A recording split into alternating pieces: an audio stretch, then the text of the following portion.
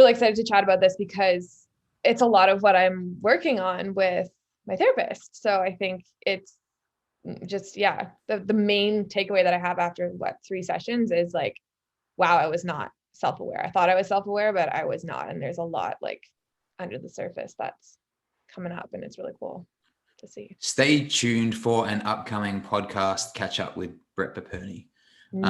So most of you, if you've been listening to us for a while, Brett Paperny is the mindset coach, which, you know, interestingly enough, coincidentally, right, is one of the most popular episodes that we've had on the podcast. And I think that kind of demonstrates, you know, just how important mindfulness, self-awareness, whatever you want to call it, really is. And it's also an episode that I've gone back and listened to a few times. And every time I listen to it, you know, a little bit of a different part of it sticks out to me a little bit more. And this is kind of in terms of themes like being complacent, you know, what we define as successful, be careful of using relative terms, and kind of that whole focus on the controllables. And it's interesting to talk to Brett because he gives you a perspective. And I think sometimes the most beneficial thing of talking to someone about self-awareness is that it's almost like you're taking a third person view of yourself, right? You're able to separate and say, oh, it's interesting that I think like this. And someone else can say, hey, did you ever notice that those two things are related, and something, you know, stuff like that. And in terms of impact, I think and you're experiencing it now with your therapist for sure. Maybe I'm 18 months, 2 years kind of ahead of you. But I've definitely found that doing stuff with Brett, talking to people like that, doing a lot more reading, ironically as well, given that, you know, we've got the book club and stuff too, that it has created a shift in my perspective, in the way that I see things. And if nothing else, for me, self-awareness is simply just the ability to catch yourself in a moment before a reaction, right? Or before an action, a reaction or an action. So, you know, I guess in our case, Mags, and given what we do, a great example of that might be that moment where you are feeling those feelings of binge or restrict coming on, and being able to separate yourself from that rather than kind of letting that action just occur absentmindedly. Yeah, I think an important thing to note there too is that, especially when you're just starting out with, you know, practicing self-awareness, is that you're not doing it to stop yourself from proceeding with those actions or those reactions. The first step is just that awareness piece. And you still have to allow yourself to do whatever it is you're going to do. If you try to stop yourself from that, then it's not going to be as effective. So I think it's important to make that, you know, that, I guess, distinction between, okay, I'm going to be aware of what I'm doing, and not necessarily, I want to be aware of this so that I don't do it. That's kind of further down the line, I would imagine. For sure. We spoke a lot last month about ideas surrounding beginning to pay attention to the subconscious, or if we don't pay attention to the subconscious, it's the equivalent of getting in the backseat of a car that's going 150 miles an hour down the freeway, but we don't know where we're going. We're just charging down in a direction. So mindfulness, self-awareness, the practice, which it is, right? It's a practice. It's a skill like anything else that's going to take some time to cultivate and develop.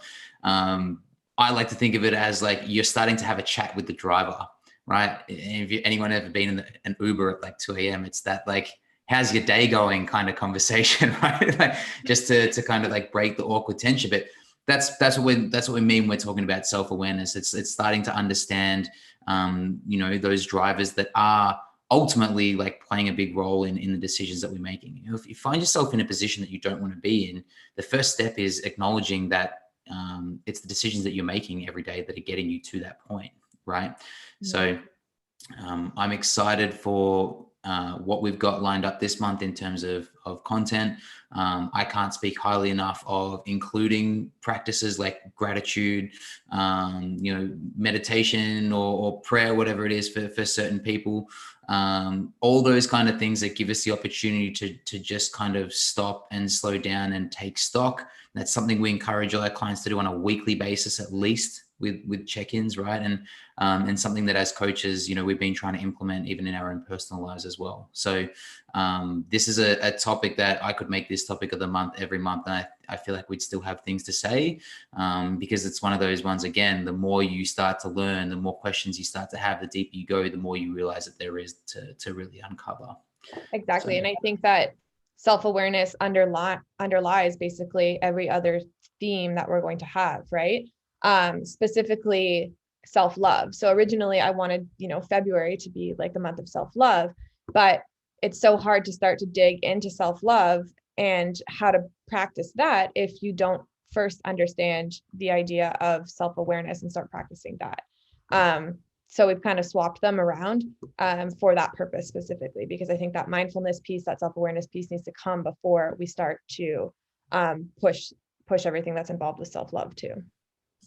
I mean, love in general is an interesting term, right? Like, how can you propose to love others if like you don't know how to love yourself, right? Like, what does it mean to you then, you know? And this is a conversation that, you know, I think in the past, I think this time actually last year, we tried to do a bit of an expose on like, well, what is self-love and what does that mean? And it's not until you try to sit down and actually define it or write a blog post about it or explain it that you're like, I don't know. I don't understand it enough. If I'm not able to articulate it to others, that's an indication that I don't understand it enough, right? But it is I guess it's a very Brene Brown concept too, right? Like, well, how can you purport to love anyone else if you don't love yourself? How can you give what you don't have? You know, those kind of questions, and sitting down and mulling those over, that is self-awareness. That is starting to develop, and, you know, those kind of skills where you, again, are separating yourself from your automatic decision making to actually start to examine what's driving, you know, those questions, or what's helping you come up with those answers, and starting to be a little bit more selective with, you know, the questions that you are asking yourself to come up with answers to. Right. And I think like how we see this in our like in what we do and the clients that we work with, it you know, the I guess non-existence of self-awareness and self-love and all of that, it can come up in a lot of different ways, right? And we mentioned the one where it could affect our eating behaviors, whether it be binging, whether it be restricting.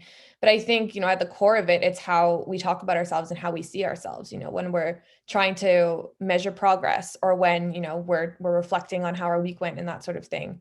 And I think a lot of the time, you know, people can joke and take lightly the fact that they are calling themselves negative names, or that they're, you know, talking themselves down, and just a lot of negative self-talk there. And I think it's difficult to just try and tell someone like, well, don't talk to yourself like that. Like, well, don't talk to yourself. Like, why are you talking to yourself like that? And I think it needs to start more as, okay, why are we talking to ourselves like that? And, you know, that's not an answer that somebody can just kind of whip out. But I think when you start to be aware, okay, I'm talking negatively to myself, then you can start to reflect on why you might be doing that. And again, it's not to say that you need to right then and there, you know, stop talking to yourself negatively, but just start being aware of when you are doing it and why you might be doing it, because then you can start to unpack that a little bit more. For sure. Yeah, go. Sorry, Megs. Sorry. And also like trying to disassociate like that negative voice that's in your head from you, because it is your voice. It is what you are saying. But like you were talking about, trying to separate the unconscious from conscious, or bringing unconscious into conscious, right? We need to almost separate it from ourselves. And that's the first step in changing who's driving those thoughts, right? Is, okay, I'm taking this out of me. Well, it's confronting thought to realize like you're actually the one that's saying those things too, right? Like you are bringing the subconscious conscious, which means like it's you are, you know, you are your thoughts. Ultimately, you're a product of you know, the story that you're telling yourself, but you're actually in control of what that story is, right? And if anyone's listening to this, and as soon as they hear the term like self-love and they just tend to zone out, like we're also talking about the same concept as self-belief, right? If that's still too mushy for you, we'll have that self-confidence, right? Because these are all elements of the same thing, right? And if you don't believe in yourself, then what do you, like anything else that we do from that point, you know? And I guess to use nutrition as an example, like your macro profile and your templates or your ideal day is meaningless. Like if you don't believe that you're worth the work and effort that it's going to take to achieve what you tell me you're trying to achieve, right? Until we actually get you on board that you're actually worth the effort, you know, everything else is kind of just like on the back burner. You know? And trying to find that intrinsically too, and not just looking for those external validations that you are worth it, which is, I think, a really, really difficult piece too. Yeah. And we're not talking about bullshit bravado, right? Like, we're not talking about fake it till you make it. We're not talking about like, you know, and we know that like arrogance and stuff like that is usually just a cover for like a heap of, you know, and judgment is really just a cover for a lot of insecurities. And what we're saying is development of self-awareness is about accepting the fact that you do have these insecurities, but trying to work through why they exist and how we can correct them, right? It's not about ignoring them there or pretending they're not there. It's about acknowledging their presence. And then once we've acknowledged them and they're on the table, now we can begin to work through them and deal with them, right? Yeah, which is a very, very extensive process too, right? Like if you think about the way that you talk to yourself and how long you've been doing that for, right? Like we know we are able to rewire our thought patterns. It's how we, you know, change habits and create habits and that sort of thing. But that takes a long time, right? Especially if, say, like, okay, now I'm 28. So say I've been talking to myself to like this for, say, 20 years. All right, well, it's not going to just happen overnight that I can just flip a switch and be talking to myself in a different way too, right? So it's definitely a process, and one that you have to commit to, right? Yeah, for sure. And again, like we said, it's a practice. It's like an exercise, right? And you're not going to learn to snatch perfectly the first time you do a snatch. You go in there and it looks like shit for the first, well, if you're me, the first 4 years that you've been doing it. But slowly it gets better and it gets better and it gets better. And all of a sudden you don't think load hamstrings, up tall, you know, finish my pull, get under. You just think, oh, I just got to snatch, right? And that's kind of, again, we're bringing the subconscious through the conscious, but we also want to then make the conscious go back all the way around and then become the subconscious, right? And yeah, you're right. It does take time and it takes a lot of repetition, and we're trying to beat out some very disruptive and negative old habits, and that takes time to do. But you know, maybe the best example of this, right, is how many people that we begin working with that feel like their happiness is derived from like the weight on the scale, right? And if they achieve that weight, but they haven't dealt with all the other issues, they still, you know, talk to themselves poorly or think that they're unworthy to be happy or, you know, lovable or whatever it is. The fact that the scale weight change is not going to solve all those problems. Now they're just a lighter, miserable individual, right? So, yeah. And I think a lot of people try and say that, you know, their happiness or validation of progress doesn't depend on the scale, but it's so far ingrained that it's, you know, it continuously pops up, and it's really, you know, you can tell when a client is still hung up on that number in different ways. And it's not just something, you know, by saying, oh, I don't care about the scale number, that it's actually just magically going to go away, right? That's something we've been programmed to pay attention to and put importance and significance on for so long for a lot of us. That is not something that's just going to eliminate itself overnight. I mean, yeah, I completely agree. And if you get to the point that we're trying to get you to, by the time you achieve your, you know, goal weight, like you don't care. Yeah. Right? Which is the biggest irony of all. But I mean, and we've done podcast episodes on issues, you know, and appropriateness of having scale weight specifically as a goal. But I guess what we're talking about here is understanding that fundamentally, if we're unhappy and you know, you'll know whether you are or not, right? At the end of the day, like you can't lie to yourself. Like you might put on a brave face or you might put on some bravado or you might smile a lot. But ultimately, when we look around the community and we see the systemic issues that we have with mental health, like we know that it's not, the majority of people are not happy, right? And so a lot of, like we're saying, this self-awareness and this practice to increase confidence and self-belief, it comes with taking responsibility. And like I said, it's not pretending to be happy when you're not. It's accepting the fact that you're not happy, but also accepting the responsibility that your happiness is up to you, right? Like it's up to you to change and to work on, you know, and it's not going to, like we said, it can't be on other people to make you happy, right? Like you can be very lonely in a relationship with these sorts of, you know, ideas and feelings. So, man, it's a tough and it's a deep and it's a very confronting topic and a very confronting conversation, and they're very hard conversations. But if anything, I think that's even more to the point why we need to be having these discussions and these conversations. And Mags, as much as I love what we do, like you and I are also not going to get to the bottom of it over the next 4 weeks, right? So I think for us, the goal is not to solve the issue. It's just to help draw attention and light to it and try to provide maybe some direction which people can further their own journey onto, right? Yeah.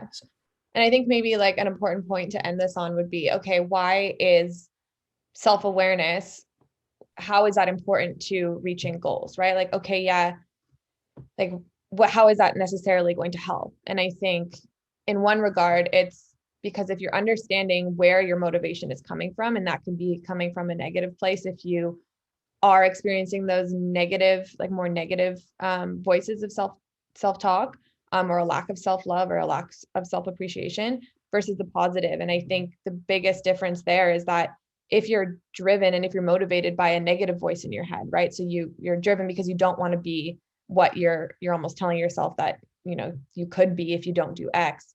I think that motivation is only going to last you so long, right? And I think if we're able to catch it, be aware of it, and start to switch our mindset so that we can be, driving ourselves in a more positive way or from a more positive perspective, we're going to be able to reach our goals and sustain our goals for forever, essentially. And I think, it's a really difficult, long process to become self-aware. And I think a lot of people just don't necessarily understand what the point is, right? Yeah, to quote Brett again, and I'm going to butcher this quote, but he said it in both podcasts now. It's like most people are unhappy to a point that they think like change is helpless, or they're just happy enough not to want to change, right? And neither is a great outcome, right? So and you're right, exactly what you said when you talk about like that kind of negative versus positive motivation. Like, for lack of a better metaphor, you can beat a dog for a while, but eventually that dog's going to turn around and bite your hand off, right? And that's kind of the situation here, right? And yeah, it's a tough, very, very confronting conversation to have. And like we said, it stems from deep down. We touched on this last month, especially with the Brene Brown stuff in the book club. And what are the 3 most important driving factors to you, right? And who are you as a person? And if you don't understand like who you are and what's important to you, or what you're saying is important to you doesn't necessarily align with the actions that you're displaying, like that kind of internal conflict is a huge source of unhappiness, right? Because you're lying to yourself, right? Essentially. So, but it takes a level of self-awareness, again, like we said, to admit that and to start having that conversation and getting that ball rolling is incredibly challenging and incredibly confronting. But like anything else, it's those kind of circumstances that are super conducive to growth, right? So rather than shy away, like this month, we want to help kind of lean in and start to get people having those conversations, right? Yeah.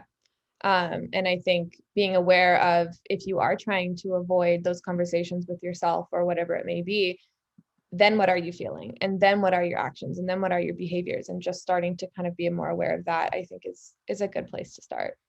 Mm-hmm. And if you ever need anyone to talk to, we're all here. Yeah, for sure. I think,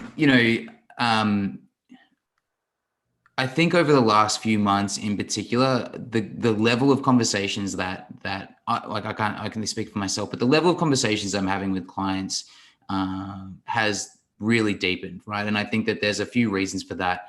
But it's also interesting to note that having those more difficult and challenging conversations, in a non-judgmental and a very safe space where, of course, everything that we talk about with our clients is confidential, but to see that correlate into more positive outcomes in terms of goal achievement and stuff like that too is, it's too much of a coincidence to ignore, and I'm a firm believer that it's not just a correlation either, that it is causation, and we are able to connect on a better level and have some more frank and confronting conversations, but that our clients are able to leave those conversations feeling like they, can go out and do what needs to be done in order to get where they want to go. And ultimately they're proving us right, Mm-hmm. So it's awesome to see. It is. And I think us having these conversations too, just helps us then have those conversations with our clients as well.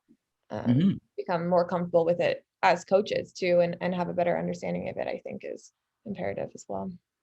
Yeah, cool. Looking forward to it. Good month ahead. Yeah, great month ahead. Great couple months ahead. So really looking forward to that. And yeah, if anybody has any questions, any comments that you want to comment below or reach out to us privately, feel free to do so. But yeah, we'll look forward to your insight and feedback on this. We've been loving your feedback and input so far. It's always so great to hear when someone, enjoys a podcast, or it really speaks to them, or, they really have some solid takeaways. It always feels so great and just keeps us motivated to keep going. So thank you for that. Yeah, I second that wholeheartedly. Yeah. What are your plans for Valentine's Day, Mags? Good question. I will meal prep. My friend Sam and I have agreed to spend it together, so we're not alone. Making some good food. Alone but not lonely, Mags. That's the goal. Yeah, that is the goal. Enjoying being alone. Yeah. Is you can be in a relationship and be very lonely and never alone, right? Yeah.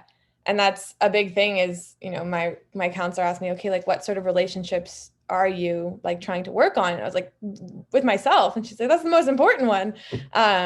So yeah, it's really cool to see that relationship starting to form.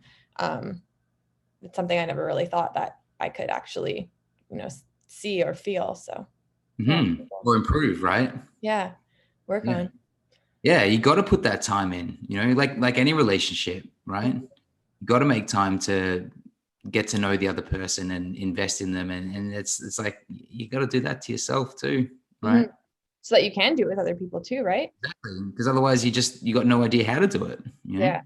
And that's what she was saying when I was like, okay, well, what's the point of all this? And she's like, well, if you have a strong relationship with yourself, then you can have a strong relationship with a partner, your children and your friends and everything like that. Family. So yeah, it's just kind of putting all the puzzle pieces together. Yeah. Well, we know that like confidence attracts confidence too, right? And if you're confident in who you are, then you're going to attract like-mindedness, right? So ultimately, if you don't know who you are, how can you be confident in, you're trying to build a house on matchsticks, right? Yeah. Excellent. Yeah. Well, thanks, Ben. It's a great conversation. Hope to have many more of these. I feel like this one, might be one where we need to have a couple. So if anybody has any specific questions or topics you'd like us to cover, let us know. Yeah. Awesome. Thanks, Mags. All right. We'll talk to you soon.